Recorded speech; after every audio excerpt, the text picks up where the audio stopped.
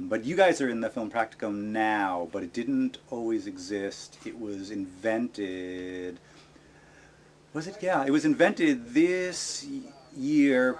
Actually, it was invented last spring because we have so few resources for filmmakers that they could get very few courses and had very few opportunities to work together. So we just created this Wednesday night group, and it was really impromptu, and we started meeting. Eventually we put it up as gave it a course number so people could get credit, and then we had to decide what we were actually going to do.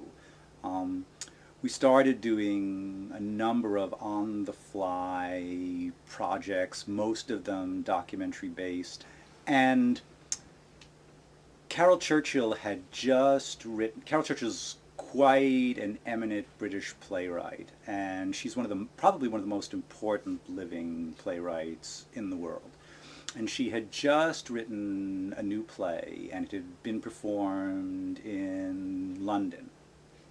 And I had read about it because it was a play in response to the Israeli invasion of Gaza in January 2009. And I saw parts of the script and I thought it was really, really interesting.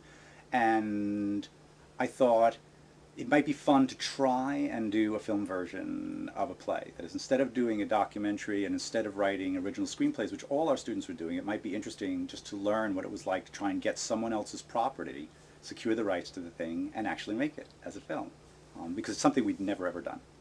So we were able to contact Carol Churchill through her agent, and we negotiated the rights to make the first film version of the play. And we had no money to pay for the thing, so we got it for free on the condition that contractually for the first year, every time we showed it, we had to take up a collection from the audience, and then that money had to go to medical aid for Palestine. So the whole group of us decided that we thought this might be a good idea, and because we'd never done anything like this before. But we were also nervous that we didn't want to do it irresponsibly, because it is a very politically charged play. And so we really had a lot of work ahead of us, and we weren't sure how to do the play. The play's in 7 parts. And so we just broke down into 7 small groups, usually of about 2 filmmakers each. And we all separately composed our own versions of what that part would be. We shot them all on different locations. And then we put the thing together as the first film version of the play. And so I think we came up with a lot of interesting solutions to interesting political and aesthetic problems. And we did then premiere the film. And we made quite a lot of money for medical aid for Palestine.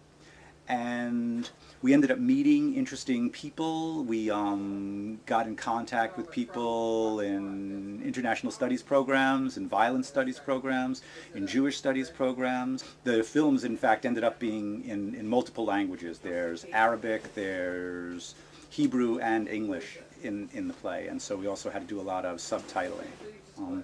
And since then, the film has basically left our hands, and other people, especially the people who helped us from outside the university, have been showing this film to peace groups, to Palestinian groups, to Israeli groups, to Jewish groups, to Islamic groups.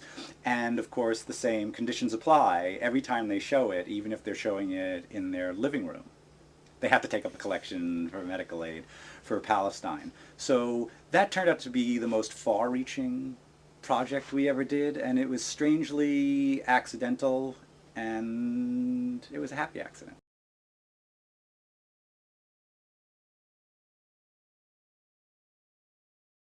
Well, I think the impact is, there's obviously the most material concrete impact, which is we really did raise money to buy medical supplies for people living in Gaza whose hospitals were destroyed by real, guns.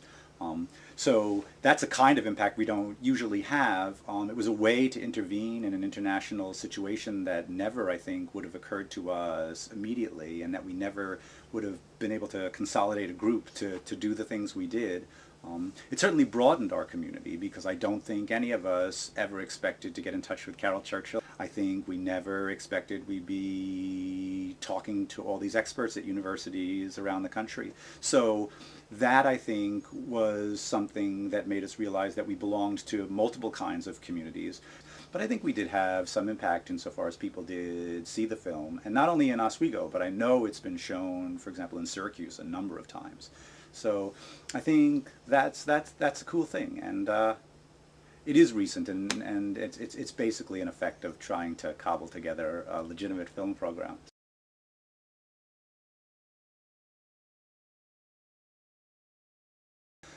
Well, that's the hardest question, to be honest. Um, and the reason is that in some ways what has made this film program as interesting as I really do believe it is has been the fact that we're basically impoverished. That is, we've had to do everything we do with very little, and so we're always solving problems. And that's what creativity is, in a way. I do assume that this money could make a big difference, but I don't.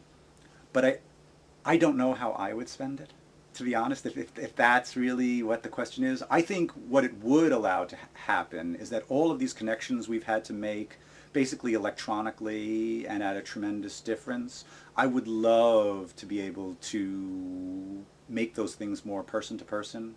That is, I would love to be able to say, and we have this fund, and we will have people visiting, at least once a year for a certain amount of time. Because I think we're capable of making these connections. Sustaining them is very difficult and very intensive, and that means people having time to do it. And when people have time for these things, they don't have time for something else, and that's basically a cost all the time. So I think, it's not about buying technology. I think money is about buying the kind of flexibility that lets all of these happy accidents take place. Because one thing I will say is bad about the poverty part is when you're poor, things seem very inflexible. You just don't have choices. And when you're wealthy, you do.